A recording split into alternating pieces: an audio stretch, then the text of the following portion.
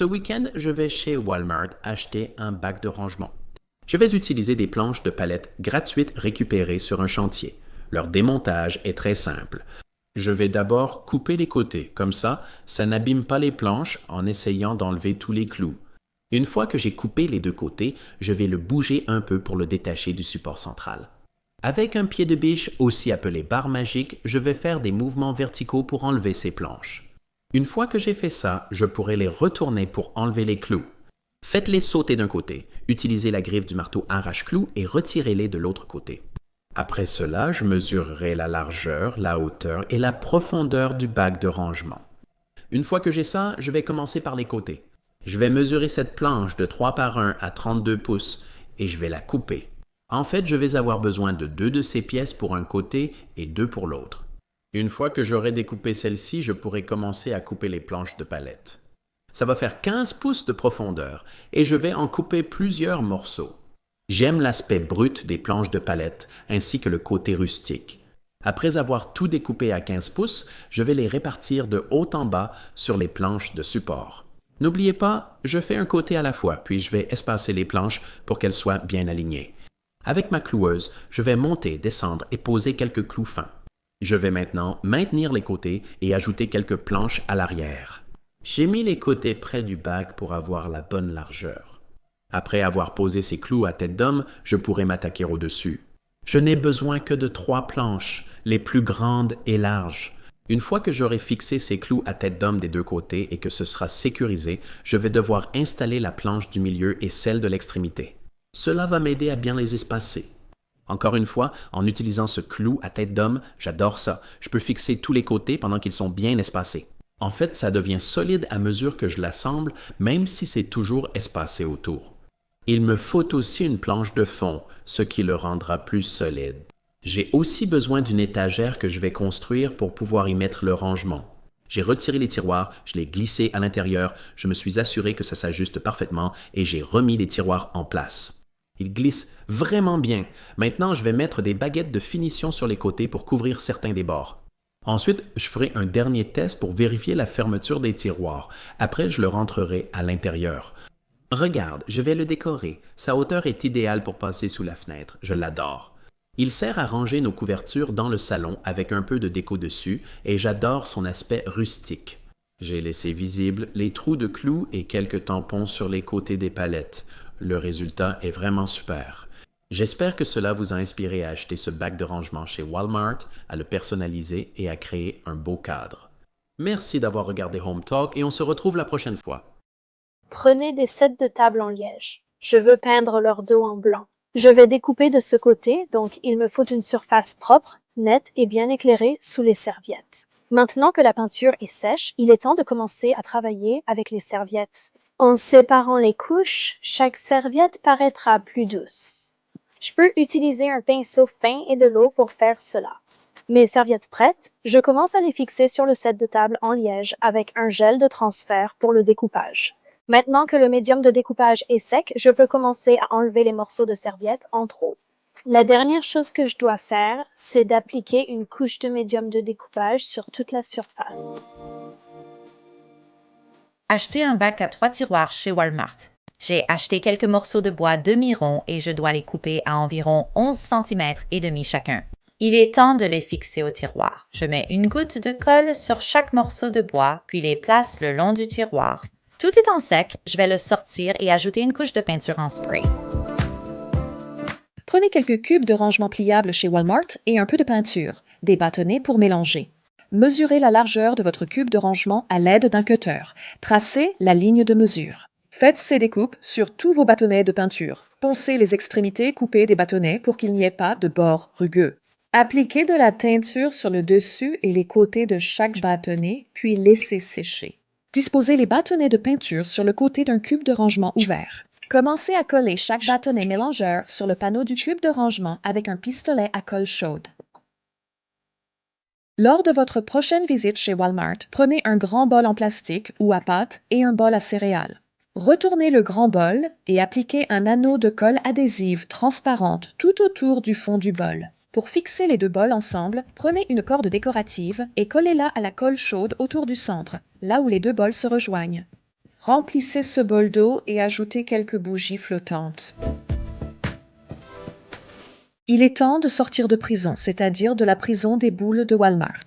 Vous aurez aussi besoin de mousse de reine verte. Commencez par pulvériser de la peinture verte mousse sur la boule de Walmart. Séparez les gros morceaux et étirez les parties épaisses.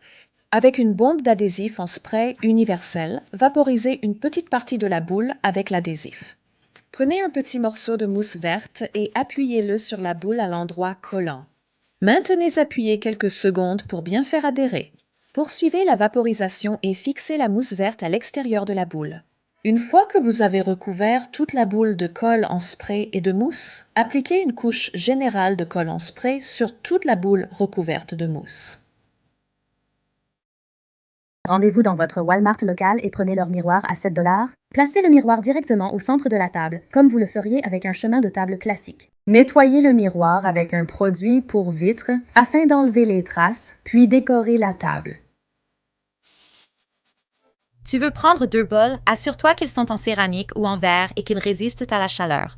Je les ai rapportés et vais les peindre en spray. Une fois secs, ces bols auront un bel aspect texturé. Je vais simplement utiliser une colle très forte pour les coller ensemble. Dans le bol du dessus, j'ajoute 3 mèches et je les fixe au fond avec un peu de colle chaude. Ensuite, je vais prendre 2 brochettes en bois et enrouler la mèche autour des brochettes. Cela va simplement tout maintenir en place.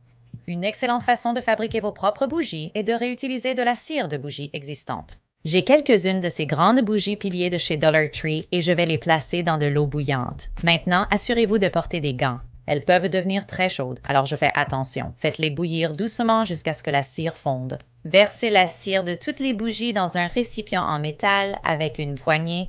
J'ajoute un peu d'huile essentielle pour parfumer, puis on verse la cire fondue.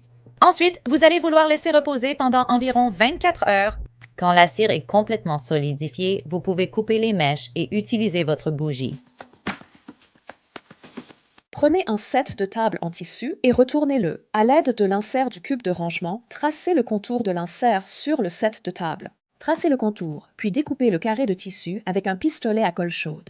Collez le carré de set de table sur le côté du cube de rangement ouvert.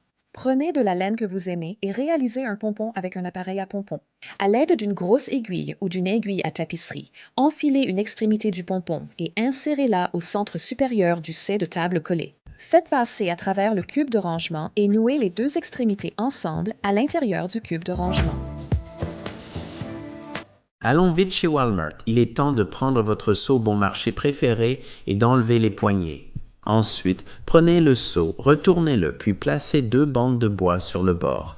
Collez-les et vérifiez qu'elles tiennent bien. Utilisez un peu de colle chaude, retournez-le et pressez-le sur le plastique. Faites-le pour les 2 pièces, juste au bord, et maintenez jusqu'à ce que la colle prenne. Ensuite, retournez le seau et ce que vous allez faire, c'est prendre quelques petites vis. Prenez donc votre perceuse et vissez-les directement. 2 ou 3 vis par bande de bois suffisent pour les maintenir en place. Maintenant, il est temps de mettre les roues et nous allons marquer à 1 pouce de chaque côté du bois. Nous allons mettre ces 4 pieds et nous allons les percer. Il faut maintenant mettre un peu de colle chaude sur le bord du trou et fixer le pied. Regardez, ils sont excellents. Maintenant, il est temps de passer à la décoration du seau. Prenez votre colle chaude préférée, appliquez-en sur le bord et collez directement. Allez-y et placez-la tout autour et on va faire le tour complet du seau. Une fois cela fait, prenez un morceau de tissu bon marché d'environ 30 cm de large. On va encore utiliser la colle chaude et on va replier le bord. Ce qu'on va faire, c'est le replier sur le seau. Ça va recouvrir tout ce plastique. Mettez de la colle juste sur ce dernier bout de corde là. On va faire tout le tour du seau avec ça.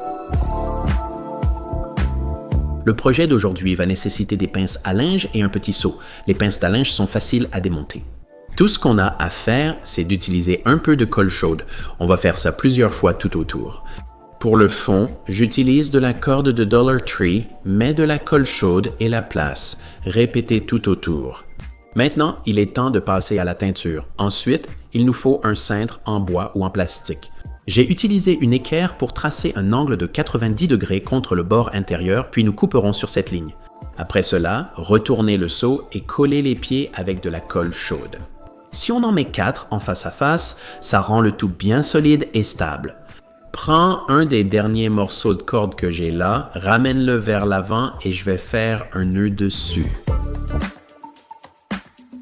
Créons une copie d'anthropologie. Je vais donc choisir plusieurs styles de ce joli papier et les couper en carrés de 10 cm.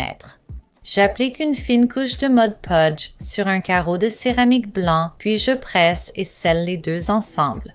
Éliminer les bulles. Je vais ensuite appliquer une couche de finition de Mod Podge. Je répète cette étape avec 35 carreaux. J'ai découpé une planche de contreplaqué à la bonne taille et vais peindre le dessus avec une peinture à la craie blanche. Je place maintenant un miroir en pied au centre et le fixe sur le bois avec de la colle Gorilla. Une fois que j'ai posé le miroir, j'ajoute cette planche et un peu de poids, puis je vais laisser reposer pendant 24 heures.